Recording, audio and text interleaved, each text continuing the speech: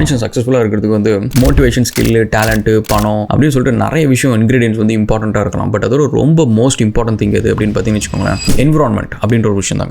இன்னைக்கு நான் சுற்றி வந்து இந்த வீடு இருக்கும், ஏசி இருக்கும், கம்ப்யூட்டர் இருக்கும். இதெல்லாம் மட்டும் நான் ஒர்க் பண்ணுறதுக்கான மனநிலையோ எனக்கு ஒரு மோட்டிவேஷன் ஃபேக்டரோ அமையாது. இது வந்து எனக்கு ஒரு ஜஸ்ட் ஒரு பிளாட்ஃபார்ம் தான். பட் என்னோட மனநிலை எது டிசைட் பண்ணுது அப்படின்னு பார்த்தீங்கன்னு வச்சுக்கோங்களேன், என்னை சுற்றி இருக்கிற சக மனுஷன் தான். ஏன்னா நம்ம ஒரு சோஷியல் ஸ்பீஷிஸ். இன்னைக்கு நான் வந்து சந்தோஷமா இருக்கிறதுக்கு இல்லை வந்து கோவமா இருக்கிறதுக்கோ இல்லை டிப்ரெஸ்டாக இருக்கிறதுக்கோ வந்து நீங்கள் பார்த்தீங்கன்னா இந்த கம்ப்யூட்டரோ, டேபிளோ, வீடோ, இந்த விஷயம்லாம் வந்து என்ன ரொம்ப பெருசாக அஃபெக்ட் பண்ணாது. என்ன அஃபெக்ட் பண்ணுறது வந்து என்னை சுற்றி இருக்கிற மனுஷங்க என்ன எப்படி ட்ரீட் பண்ணுறாங்க அப்படின்றது தான். நான் வர வழியில் வந்து ஒருத்தர் என்னை பார்த்து சிரிச்சாருன்னா நான் சிரிச்சிட்டு வந்திருப்பேன். ஸோ எனக்கு வந்து ஒரு சின்ன சந்தோஷம் கிடைக்கும். அதுவே வந்து அவர் என்ன திட்டினாரு இல்லை நான் வந்து சண்டை போட்டு வந்தேன் அப்படின்னா என் மனசு எப்படி இருக்கும்னா அதேமாதிரி கோவமாக இருக்கும், இல்லை சோகமாக இருக்கும், அந்தமாரி ஏதோ ஒரு எமோஷன்ஸாக இருக்கும். நான் சந்தோஷமாக இருக்கிறப்ப நல்லா ஒரு வேலையை செய்வேன். அதே கோவமாக இருக்கிறப்ப அந்த வேலையை செய்யவே பிடிக்காது. அதே கஷ்டமாக இருக்கிறப்ப அந்த வேலையை சுமாராக செய்வேன். மைண்ட் வந்து ஏதோ ஒரு இடத்துல இருக்கும். ஸோ அப்போ இந்த எமோஷன்ஸ் அப்படின்றது வந்து இட்ஸ் வெரி இம்பார்ட்டன்ட். சுற்றி இருக்கிற என்விரான்மெண்ட் வந்து சுற்றி இருக்கிற ஆளுங்க தான். ஸோ அப்படி பார்த்தீங்கன்னா நம்ம ரெண்டு இடத்துல வந்து நம்மளோட லைஃபை மெஜாரிட்டி ஆஃப் த டைம் வந்து சில பேர் கூட ஸ்பெசிஃபிக்காக நம்ம பழகுவோம். ஒன்று வந்து ஆஃபீஸ், காலக நேரத்தில் ஃபுல்லாக நமக்கு தான் இருக்கிறோம். அண்ட் செகண்ட் வந்து வீடு, வீக்கெண்ட்ஸாக இருக்கட்டும் இல்லை ஈவினிங் டைமாக இருக்கட்டும், வீட்டில் இந்த ரெண்டு விஷயம் வந்து it's most important factor which decides நம்மளோட மனநிலை வந்து எப்படி இருக்கு அப்படின்றது. ஸோ இந்த ரெண்டு என்விரான்மெண்ட்டும் வந்து நம்மளுக்கு எப்பவுமே ஒரு growth மைண்ட் செட்டோட இருக்கணும் கைஸ். அவங்க நம்மளை வளர்றதுக்கான ஒரு உண்டுதலாக இருக்குமே தவிர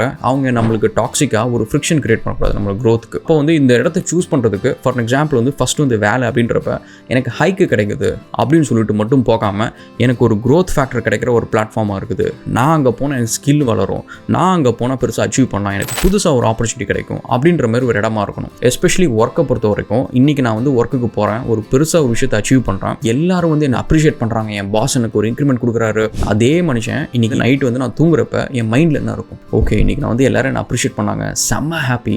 ஸோ இதேமாரி நாளைக்கு நான் இதேமாரி இன்னும் பண்ணேன் அப்படின்னா வந்து எல்லாரும் திரும்ப நான் அப்ரிஷியேட் பண்ணுவாங்க. ஸோ அப்போனா நான் வந்து எதை கண்டுபிடிக்கணும், ஓகே நம்ம இப்போ இந்த விஷயத்தை எடுத்து இதை இப்படி பண்ணலாம் அப்படின்னு சொல்லிட்டு கனவு ஃபுல்லாக வந்து யூ பிகம் அன் இன்வென்டர். நீங்கள் கனவை வந்து ஒரு ஒர்க் பெஞ்சாக மாற்றுவீங்க. ஸோ இப்போ இதுவே வந்து அந்த ஒரு ஆஃபீஸில் நீங்கள் போகிறீங்க, ஒரு புதுசாக ஒரு கண்டுபிடிச்சிருக்கேன் அப்படின்னு சொல்கிறீங்க, அவங்க வந்து உங்களை கிண்டல் பண்ணுறாங்க, கேலி பண்ணுறாங்க, இதெல்லாம் ஒரு விஷயமா கொண்டு போய் ஓரமாக வை அப்படின்றாங்க, ஒரு உதாசீனப்படுத்துகிறாங்க, உங்களை திட்டுறாங்க அப்படின்ற மாதிரி ஒரு நெகட்டிவாக நடந்துச்சுன்னு வச்சுக்கோங்களேன். அன்றைக்கி ஈவினிங் வந்தப்போ உங்களோட மைண்டில் என்ன இருக்கும், நம்மளுக்கு வந்து எதுவுமே உருப்பிட மாட்டோம், நம்ம செய்கிறது எதுவுமே வந்து உலகம் அப்ரிஷியேட் பண்ணாது, நம்ம வேஸ்ட்டு, நம்மளுக்கு ஸ்கில் இல்லை அப்படின்னு சொல்லிட்டு நம்மளை பற்றி நம்மளே ஒரு செல்ஃப் அசஸ்மெண்ட்டு போராக கொடுப்போம் ஃபஸ்ட்டு. செகண்ட் வந்து நம்மளுக்கு இந்த வேலையை பிடிக்கல, நம்ம ஏன் இந்த வேலைக்கு போகிறோம், நம்ம வேறு வேலைக்கு போகலாம் அப்படின்னு சொல்லிட்டு கண்ணுக்கு முன்னாடி இருக்கிற ஒரு ஆப்பர்ச்சுனிட்டியில் நம்ம க்ரோ ஆகிறதுக்கான ஒரு இடம் இருக்குது. பட் அந்த இடமே நம்மளுக்கு வந்து செட் ஆகலை, நம்மளுக்கு அங்கே க்ரோ ஆக மாட்டோம், நம்மளே நம்ப ஆரம்பிக்கிறோம். அண்ட் தேர்ட் வந்து சரி இனிமேல் இதை பற்றி இந்த ஒர்க்கை பற்றி எதுக்கு யோசிக்கணும், யோசிச்சா டென்ஷனாக இருக்குது, ஸ்ட்ரெஸ்ஃபுல்லாக இருக்குது அப்படின்னு சொல்லிட்டு நம்ம சந்தோஷத்துக்காக வேறு இடத்த பற்றி யோசிக்க ஆரம்பிப்போம். அந்த இடம் என்னவாக இருக்கும், என்டர்டெயின்மெண்ட்டாக இருக்கும். இல்லை நம்மளுக்கு வந்து யாராவது ஒருத்தவங்க நம்மளை வந்து என்டைஸ் பண்ணுறவங்க, சின்ன விஷயத்தில் சந்தோஷப்படுத்துறவங்க, அவங்கள பற்றி யோசிக்க ஆரம்பிப்போம். அது எதுவுமே நம்மளுக்கு வந்து லைஃபுக்கு யூஸ் ஆகாத ஒரு விஷயம். இதனால தான் நிறைய பேர் வந்து இந்த டிவி பற்றி ஒரு வீடியோ நான் போட்டிருந்தேன். வந்து டிவி வந்து உங்களுக்கு டைம் வேஸ்ட் ஆகுது, மணி வேஸ்ட் ஆகுது அப்படின்னோடனே இல்லை ராகுல் எனக்கு வந்து அதுதான் ரிலாக்ஸேஷன் அப்படின்ட்டு. ஏன் அது ரிலாக்ஸேஷன் அவங்க சொல்கிறாங்க அப்படின்னா ஆஃபீஸ்லேருந்து அவங்களுக்கு ஒரு growth ஃபேக்டர் கிடைக்கிறதுல, ஆஃபீஸ்லேருந்து அவங்களுக்கு வர எமோஷனல் ஃபீட்பேக் வந்து ஒரு நெகட்டிவான விஷயமா இருக்குது. எப்படி வந்து ஒரு ஆல்பர்ட் ஐன்ஸ்டைன் ஒரு நிக்கோலா டெஸ்லாவோ வந்து எப்படி இவ்வளோ அச்சீவ் பண்ண முடியுது அவங்களோட லைஃப் டைம்குள்ள அப்படின்னு பார்த்தீங்கன்னா அவங்க செய்கிற வேலை வந்து உலகம் அப்ரிஷியேட் பண்ணுதோ இல்லையோ அவங்களுக்கு அந்த வேலை மேலே அவ்வளோ ஒரு சாட்டிஸ்ஃபேக்ஷன். அதனால் அவங்க கனவுல கூட அதை தான் ஆராய்ச்சி பண்ணுறாங்க.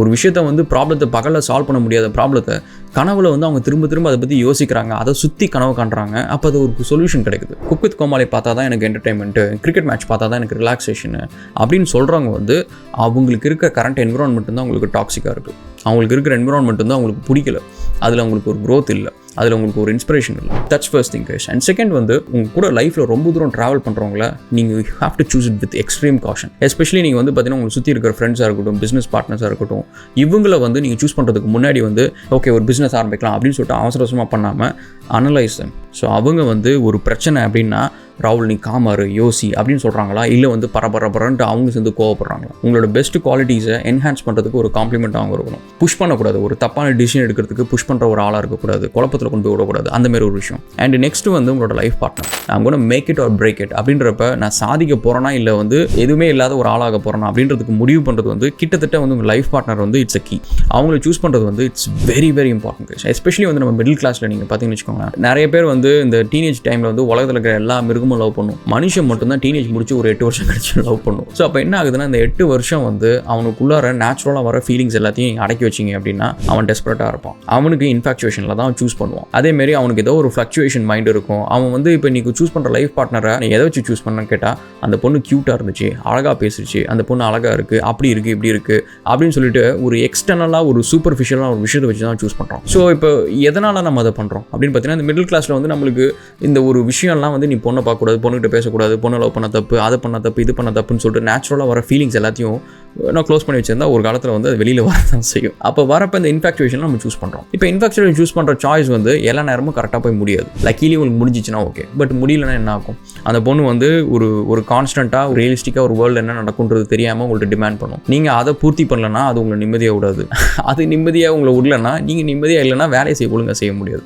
ஸோ அப்படின்ற மாதிரி it goes around in a circle. So அதனால் உங்களோட லைஃப் பார்ட்னர் சூஸ் பண்ணுறப்ப எஸ்பெஷலி வந்து இந்த இன்ஃபாக்சுவேஷன், டெம்ப்டேஷன் இதெல்லாம் தூக்கி ஓரமாக வச்சுட்டு இந்த பொண்ணை சூஸ் பண்ணால் நாளைக்கு என் பிஸ்னஸ்க்கு இந்த பொண்ணு கூட நிற்குமா, நாளைக்கு ஒரு கஷ்டம்னு வந்தால் இந்த விஜய் சேதுபதி படம் அதில் வந்து ஒரு பாட்டு வரும்.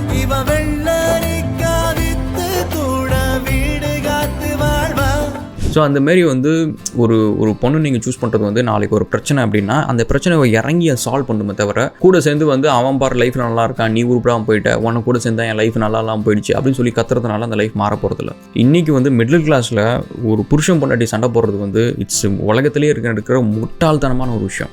அவங்க அப்பா அம்மா மிடில் கிளாஸாக இருப்பாங்க, அந்த பையன் பொண்ணும் மிடில் கிளாஸ், இவங்க 2 பேர் சண்டை போடுறதுனால அடுத்த ஜென்ரேஷன் அப்பர் கிளாஸாக போய் முடியுமா? இல்லை ரிச்சாக இருப்பாங்களா? கிடையாது, அதே மிடில் கிளாஸாக தான் இருக்க போகிறாங்க. அப்போ என்ன பண்ணணும்? ப்ராப்ளம் அவங்க வீட்டுக்குள்ளார இல்லை, வீட்டுக்கு வெளியில் இருக்கு. நம்ம வந்து விலைவாசி அதிகமாக கட்டிட்டு இருக்கிறோம், நம்மளால வந்து சம்பாதிக்க நிறைய முடியல அப்படின்றப்ப நம்மளோட எனிமி வெளியில் இருக்கிறான். 2 பேர் சேர்ந்து அங்கே சண்டை போடணும்.